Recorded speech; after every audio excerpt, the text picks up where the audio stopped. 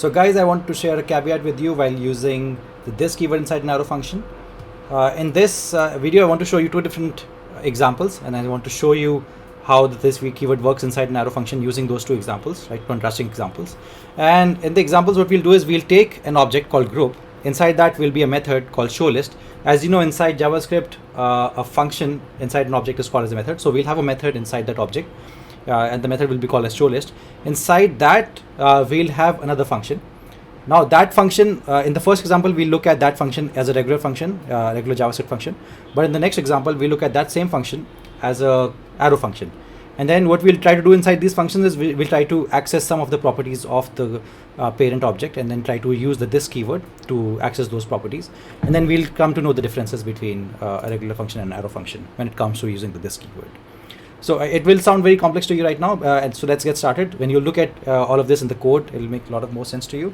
I've opened up my JS filled window, and let's start creating the object. Like I said, is called group, and it'll have a property called title, and the value will be our group, and it'll have another property called students.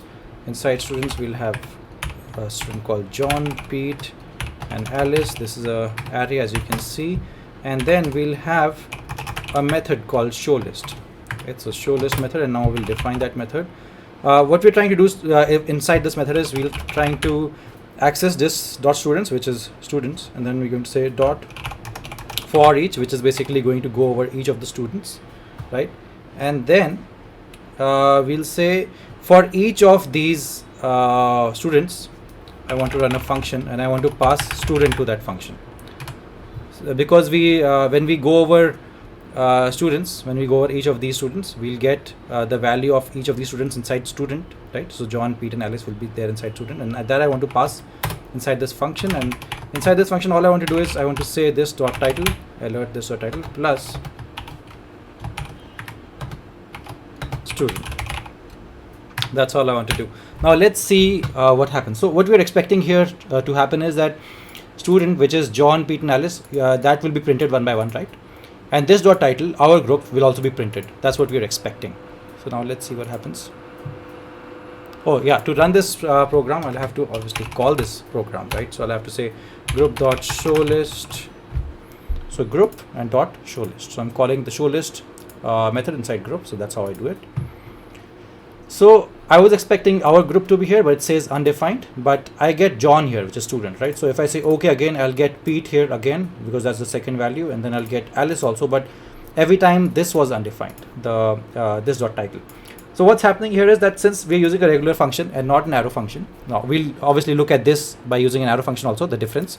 But if we since we're using a regular function, what's happening here is that, as you know, inside a function, when we use this keyword, it looks for this value, which is title, inside this function definition. So as you know that inside this function definition, we don't have a value for title. So that's why it's not, it's saying undefined. It's not even going outside this function and looking for the title which exists out here. So every function has its own this, right? And so it's going to look for title inside that function and not outside. So now let's see the difference that we get when we use an arrow function. So what I'm going to do is I'm going to remove all this entire part, and I'm going to say this dot students dot for each,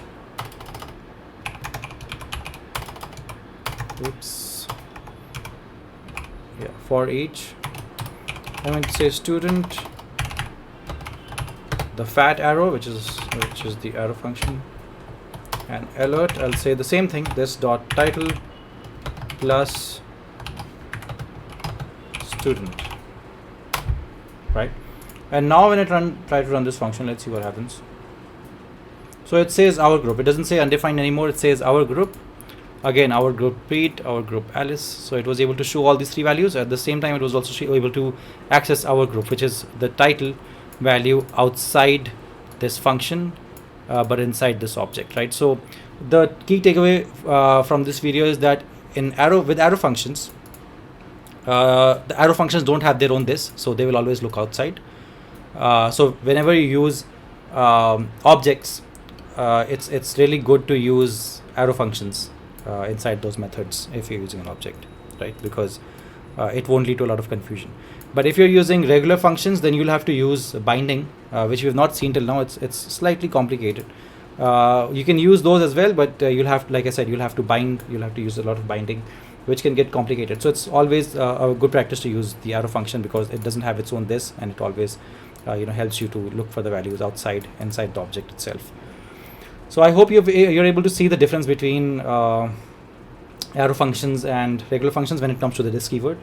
And I hope you found this video useful. If you like this video, then do subscribe and do watch the other videos of this series. They're all very helpful. And thanks a lot for watching this video.